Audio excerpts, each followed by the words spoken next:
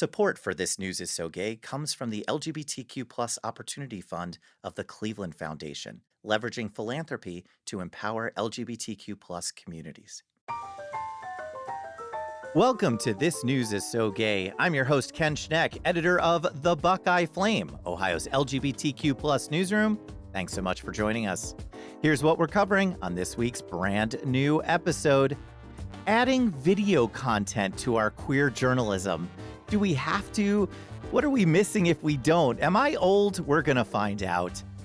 Gay gatherings. There have been some significant conclaves of LGBTQ folks that we're going to tell you all about. There are yet again some people you might not know, but soon will, in our latest round of Who the Heck Is That? And of course, queer joy. Where is our roundtable finding queer joy in the news right now?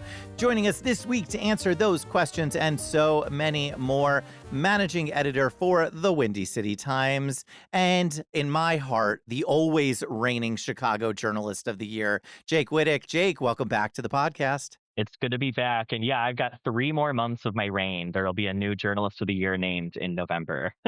I think you're going to get it again. And former editor and current frequent contributor to Philadelphia Gay News, and it will always be said, an original roundtable member of the pilot of This News is So Gay years and years ago, Jason Villemez. Jason, always a pleasure. Thanks for having me, Ken. I'm feeling just a little bit old. We're going to talk about that. Our LGBTQ Reporters Roundtable is now assembled, so let's dive in. Let's start with our ever-present lay down on the couch opening question, where we find out how LGBTQ journalists are doing right this second. Jake, how are you doing? Honestly, I'm doing pretty good today, and it's a Monday when we're recording this, so that's rare. But had a great weekend celebrating my friend's birthday, and I'm back at work just full of ideas, feeling inspired again, so doing great. I love that. Jason, also back from your travels, which we will talk about a little bit later. How are you holding up? I'm doing great too. I mean, how could you not enjoy 10 days in the gayest city in the world, Amsterdam? It was incredible. Thought you were talking about Cleveland for a second, but yes, we will talk about Amsterdam in just a few. But first, we three have talked about this a little bit before, and I want to dive in a little bit deeper and talk about LGBTQ multimedia work. Can I just write an article and just put the words online, or are those days gone and we have to keep adding more bells and whistles and video? Jason, Philadelphia Gay News has been around for 50 years, but it was only 2 months ago that the publication joined TikTok. Why the addition? Goodness, our reader base of our print edition is, no shade to any of them, really old, really, really old. And we need to reach younger people who are consuming news. And sadly, most of them are not consuming news via print. And sadly, most of them are not consuming news via websites either. It kind of shakes me to my core. But the reason we decided to join TikTok is, number one, we got a lovely grant from LenFest to expand our digital profile. And number two, we really needed to reach those we hadn't reached before. And one thing I noticed when we joined TikTok is that I recognized none of the usernames. So none of the crossover from even Facebook or Instagram. TikTok is its own microcosmic system. It's incredibly popular. And I've learned that they care about different things than our print audience or even our website audience might care about. So it's been a really cool learning experience. It's been a necessary learning experience. And hopefully it's going to continue to go well. We'll see. I'm a little bit concerned about what TikTok is doing to our brains, but I think it's inevitable. So I'm just along for the ride. We're just going with it. Jake, you've shared on the show previously that one of the many reasons that you started working at the Windy City Times was for your commitment to digital. So I have to ask you, Jake Wittich, do I have to start making more videos? Yes, you do. Oh, And this is the honestly, worst. yeah, the thing is, I do too. I was brought on to Windy City Times to really expand its digital presence. And honestly, video is still a little bit aspirational for me. I helped launch our email newsletters, get our website in better shape, social media, stuff like that. But video is the piece I'm still kind of working on. And it's critical. We did an audience demographic survey at Windy City Times a few months ago and found that of the respondents, nearly half of Windy City Times readership is 50 years or older. So it's really critical we bring in more of this younger generation. We have so much news, information, resources that could benefit these young people. But the trick is like, how do we meet them where they're at? And it's tricky. I'm sure you all relate at LGBTQ outlets. It's a capacity thing doing video. Like we are reporting, writing, editing, social media, newsletters, fundraising. We're doing so much all at once. So when I do video, it's kind of a bonus. Like, oh, I have an extra hour in my day. Let me make a TikTok summarizing this article that I just did. So it's hard, but I just try and think of it like repurposing. I'm on The Gailey Show. I think John Parker's been on This News is So Gay before. The Gailey Show is a daily LGBTQ plus progressive talk radio show on AM 950 in Minneapolis. And I'm on every other Wednesday. Sometimes I'll take clips from their YouTube feed and turn that into a TikTok. So things I'm already doing, how can I repurpose it into video to reach these younger people? And we wanted to announce this last week, but we didn't because we kind of forgot. I'm now on The Gailey Show every second Wednesday of the month. But yeah, I'm not doing anything with TikTok for that. Jason, highlighting one recent example, tell us about your TikTok on the Zero Flags Project. This was the coolest part of World Pride, I think. So the Zero Flags Project is 63 raised flags, sort of like in a promenade. So you walk along and you see these 63 countries. Problem is, these flags are not being raised for pride or celebration. They're being raised because these 63 countries criminalize homosexuality and gender expression. So it's bringing awareness to the 63 countries that either have jail time for homosexuality or the death penalty. And doing a TikTok on the project was incredible because it's visually striking. There's a lot to do with it. But one thing I noticed about it was I posted the video to TikTok, Instagram, and Facebook, and the three platforms treated it in very different ways. So on TikTok, I got a lot of supportive comments like, oh, this is great. Let's try and reduce these flags so that no countries criminalize. Instagram, sort of the same thing, a little bit less enthusiastic. But on Facebook, I got so many homophobes on this video. And I've done trans videos in the past where Facebook has put it in front of very, very clearly anti-trans people. So it's so interesting how these platforms use our content. It really doesn't make me like Facebook, to be honest, because it's purposefully putting stuff into spaces where it's going to divide, it's going to cause conflict. And I don't mind the comments so much, but I think it's just unfortunate that that's how Facebook treats the content users and creators. And it was just really interesting. Yeah, we've broken through at the Buckeye Flame. We've broken through some sort of Facebook algorithm where every single post is just getting a lot of attention. And I would say at this point, because I very foolishly once said out loud that I will aggressively moderate our Facebook page, I'm probably spending 8 to 10% of my week every week blocking people now. That's literally how I'm spending my time. So the idea of making more videos makes me very sad. And yet, I mean, Jake, you are working with younger budding journalists, the future of our field. Does this just all come naturally to them? Yeah, it does. That's so annoying. There's a generational difference. I'm like of the age, I remember life before smartphones and social media and after. I'm probably the last generation that got that pre-smartphone domination that we're experiencing now. So it's not natural to me. I do things like the millennial pause, where you pause for a second before you start talking, and the younger people, they just start talking, they get right into it. But yeah, I teach a couple journalism classes. We do a cohort every year at Windy City Times where we train younger journalists in community journalism. And we take on interns, and it's so natural to them. They'll go out on an assignment. I don't even ask them to take video, and they'll come back with a reel along with their story. It's amazing. I'm so thankful for that. So I think there's opportunity for like some reverse mentorship here. I give them all the experience and knowledge I have, but I could learn a thing or two from them about social media and video rules. I love when these younger influencers reach out to us and say, "Is there any way you would collaborate with?" Yes, the answer is yes. Just send it on over. That is not a problem. Yeah, I'm actually in Chicago. Press Forward Chicago, that chapter did a whole summit a few months ago where they brought together influencers and newsrooms and journalists for like a whole day on trainings and discussions about how newsmakers can collaborate with content creators in a way that we're sharing our skills with each other. I am hereby committing.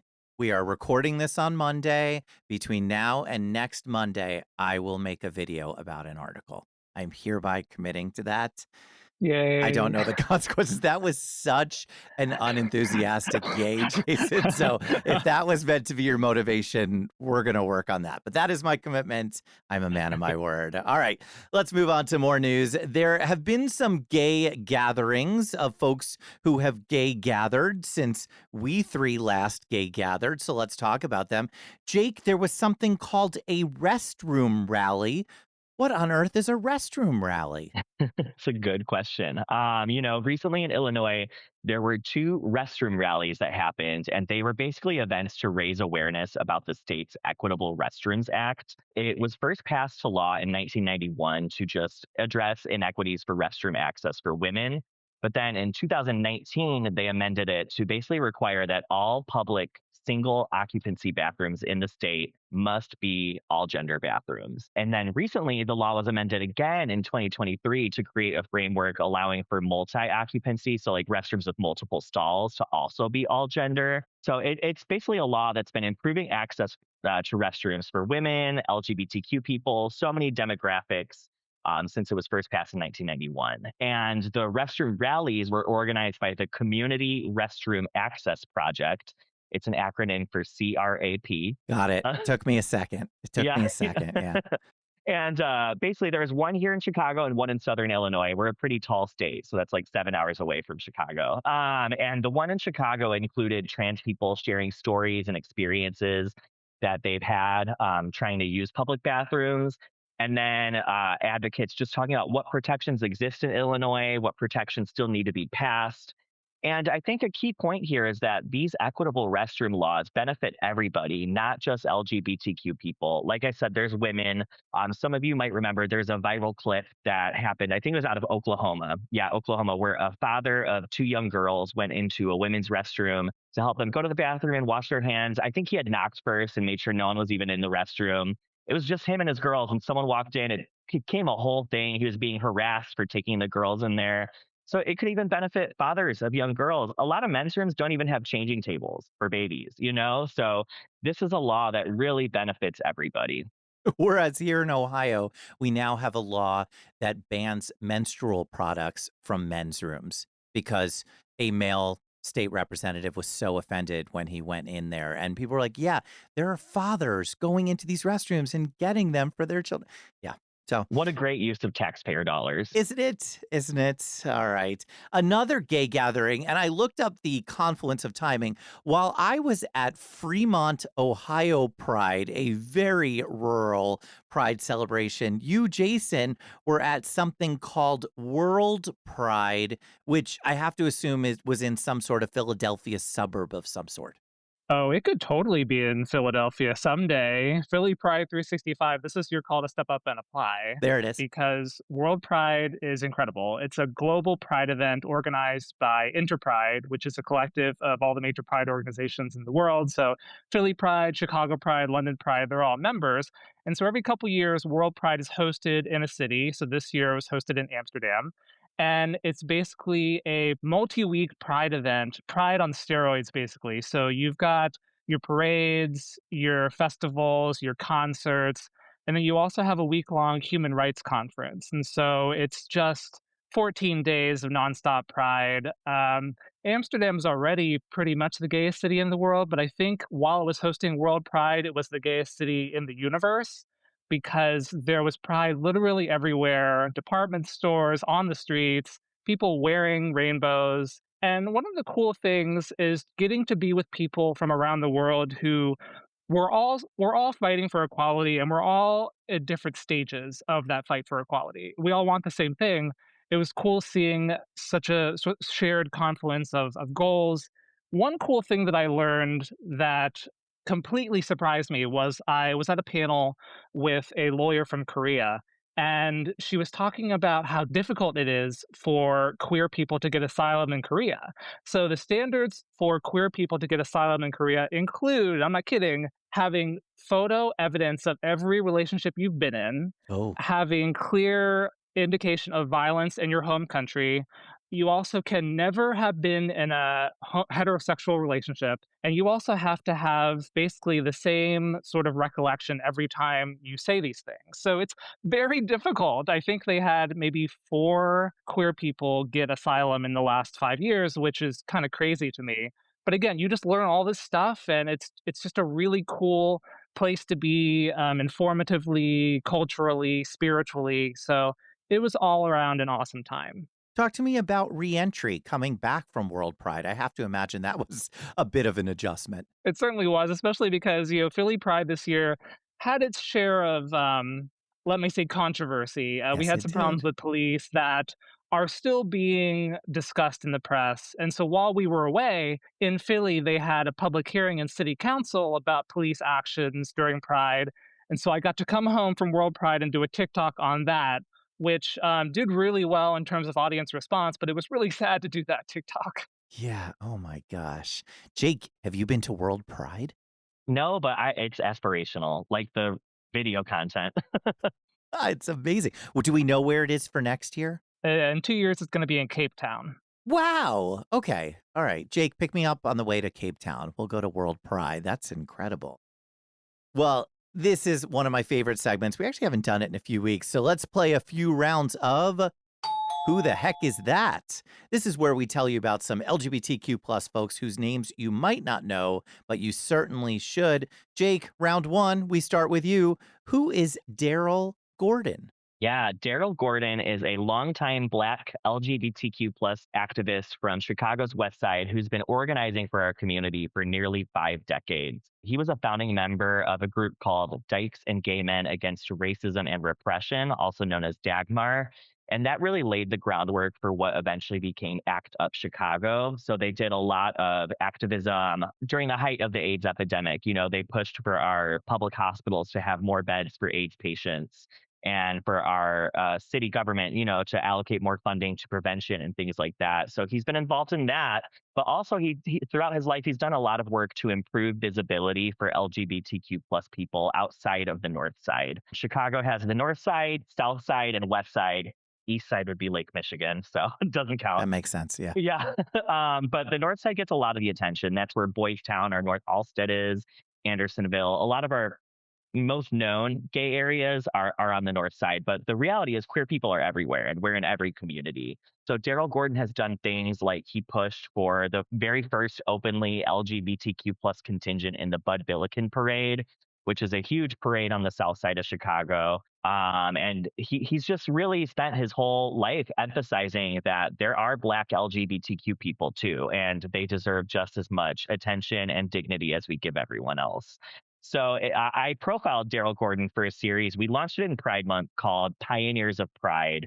And basically each installment of it, we do a profile of a local person to Chicago who really moved mountains for Chicago's LGBTQ plus community. So Daryl was part of that series. Like I said, we started it during Pride Month. It got such a great response from our readers that we've decided to continue it just year round. Yay. Yeah, it's not weekly. We don't have, during Pride Month, I'm sure it'll be weekly again, but it's kind of maybe once a month or whenever we have a new person, we'll add to the series. So really excited. Daryl was a great installment of that. Meeting him, well, I've met him everywhere. He still goes to every queer event in Chicago, but getting the chance to sit down with him over lunch, we talked for an hour and a half and pick his wisdom was really cool. And how's that TikTok coming along on that piece? It is non-existent. Okay. It's coming up. It's coming up. All right, Jason, round two goes to you. Our resident This News is So Gay historian. Tell us, who was Willem Arondus? Am I saying his name right? Pretty good, Ken. Yeah, that was pretty good. Villemez was a gay male artist who lived in Amsterdam during World War II, and he saved thousands of Jewish people by creating counterfeit identity cards. And he did this for a long time. And then when the Nazis found out about it, he and his team destroyed the original cards. So therefore, the Nazis wouldn't know who had a counterfeit card or who didn't. So it was a really cool, heroic achievement. Unfortunately, his achievements weren't really known. It was sort of hidden because he was gay. People didn't really know that he had done this until around the 1980s. So 40 years later. He was ultimately murdered by the Nazis, and his home in Amsterdam has a little commemorative plaque out front. So while I was there, I got to do a little video on him and showcase what he did. So he's a real hero. Amazing. We love learning. Learning is good. More videos to come. By the way, everything you've talked about was somehow paired with a TikTok video. So you are like all in at this point. Okay. Yes, I am. So much to learn, so much to learn. But for right this second, you all are listening to This News is So Gay. I'm your host, Ken Schneck from the Buckeye Flame, Ohio's LGBTQ plus newsroom. Joining me this week, Jake Wittich from the Windy City Times and Jason Villemez from Philadelphia Gay News. By the by, if you are not subscribed to This News is So Gay, what on earth are you waiting for? Subscribe to This News is So Gay right this very second on your favorite podcasting app so that new episodes automatically make their way to you. Well, it is time, folks. It is time for Glitter Bomb. This is where our roundtable shares stories of queer joy that they are seeing covered out there in the news. So let's set off a glitter bomb. Jason, let's start with you. Give us a queer joy story that is bringing you joy. So I discovered a project at World Pride. It's really lovely. It's called the Growing Wall of Love, and it is basically cardboard hearts with people's photo and an affirming message. And it started as a project in 2022. This man in Amsterdam had an idea to create a visual representation of unity and joy, and also to sort of pay homage to the folks who used to go um, and this was a thing way back when it happened at Matthew Shepard's funeral, where people would go to protest and then people would come with angel wings to sort of block the protesters so that people could mourn their queer loved ones in peace. And so this artist had an idea to create a wall of love of cardboard hearts and people's photos and messages. And so it's really cool because you see people from all over the world. There's people from Iraq, people from Nigeria, people from Kenya have done these hearts. And he currently has 5,000 people who have done hearts, including prime ministers, senators, people from all over the world. It was just a really lovely message. And I think it reminded me that the simplest things are often the best. Like, you didn't have to wonder, what is this message? What is this project supposed to mean? Like, you immediately knew what it was. And that was really powerful. Love it. Absolutely love it. Jake Wittich, let's hear it. Give us some queer joy. Yeah, I have 3 words: lesbian mud wrestling. Oh, boy.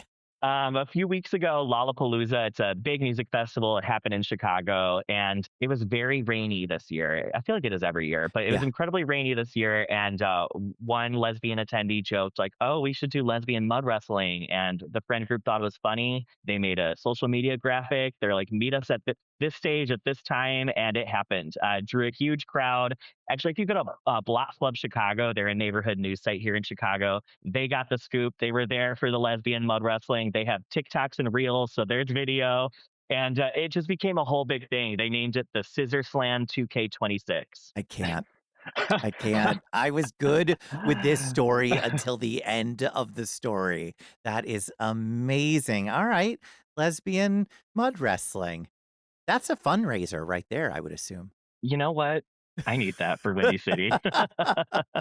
They gotta trademark that. They really gotta trademark that move. But I'm also today years old finding out that Lollapalooza is still happening. I had no idea that was still happening. So who knew? Yeah, it happens. I mean, it started in Chicago. I haven't been in several years, but I actually did go this year. I missed the mud wrestling, but I did catch Charlie XCX. That's my favorite. I'm still waiting for Lilith Fair to come back. I'm holding out hope there.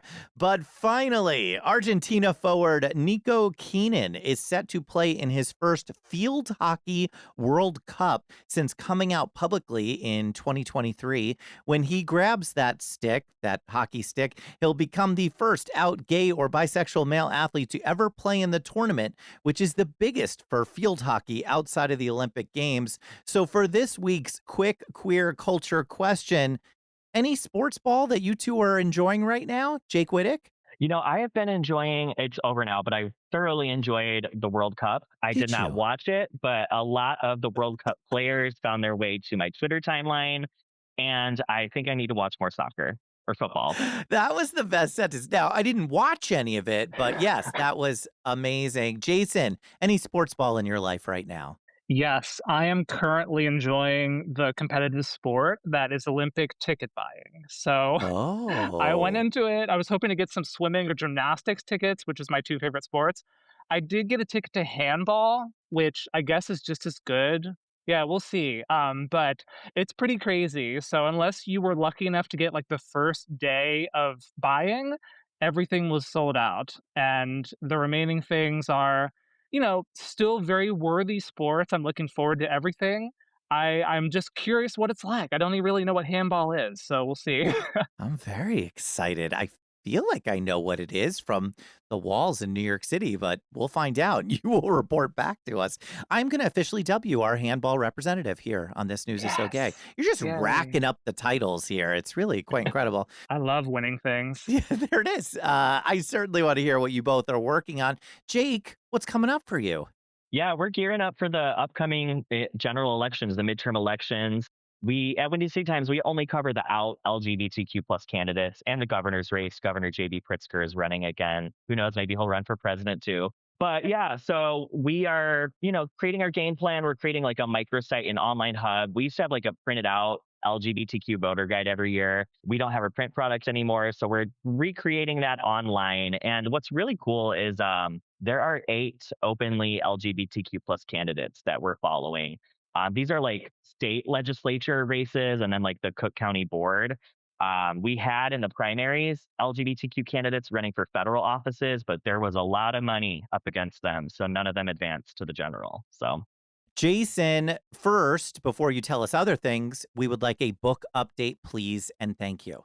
My novel is going great. I think doing these TikToks have kind of expanded my mind into how technology is used in general. And so one of my characters is a forensic accountant and using a lot of things to at his disposal to figure this out, this mystery.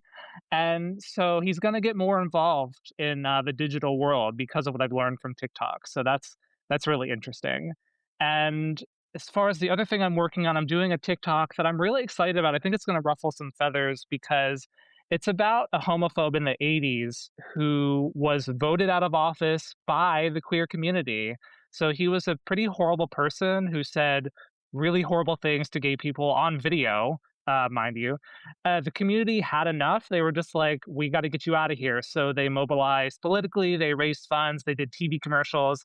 And in 1991, he was voted out of office. So I'm curious to see the reaction on that one. I'm curious if Facebook, because it's about homophobia, if it's going to put it in front of the opposite audience as they've been doing. We'll see. Are you like an influencer now and I missed this on TikTok? I hope not. I really hope not. I got recognized once in the thrift store, but other than that, no. And I hope that's the only time for sure. well, we can hope that this upcoming TikTok influences queer people to do the same again and vote some people out of office. So Oh We yes, yes. yes. There we go. Ooh, we need it a ton. Well, I'm telling you, more video content coming up. Jake, we'll collab on something. Is that what they say? I don't know what's yeah. going on. Yeah, that didn't sound right at all. That's all the time we have for this week's episode. I said this to you both before we went on the air. I just love that we have this rotation. I am so appreciative for this show, and we have all these pairings of journalists who stay together and come back on the show every every few months, and I just love having you both on. So, Jake Wittich, please keep doing what you're doing there in the Chicago. Likewise, thanks for having me. It's always great to talk to Jason again as well. Jason, you influencer, you looking forward to more TikToks. Thanks for having me. It was a real pleasure. I'm Ken Schneck, editor of the Buckeye Flame. And if you liked this episode of This News is So Gay, please share it with a friend. Subscribe so that you do not miss out on our next episode. Send an email on over to editor@thebuckeyeflame.com. That's me, to let us know your thoughts, and rate and review us on your favorite podcasting app. Those ratings really do make a difference. This News is So Gay is a product of the Buckeye Flame, a nonprofit newsroom. Become a recurring donor today for as little as $12.50 a month, which truly enables programming like This News is So Gay from a scrappy queer nonprofit newsroom like the Buckeye Flame. In the meantime, read LGBTQ+ news, share the stories penned by LGBTQ+ reporters, and share those videos as well, and support the work of LGBTQ+ newsrooms. Until next week, friends.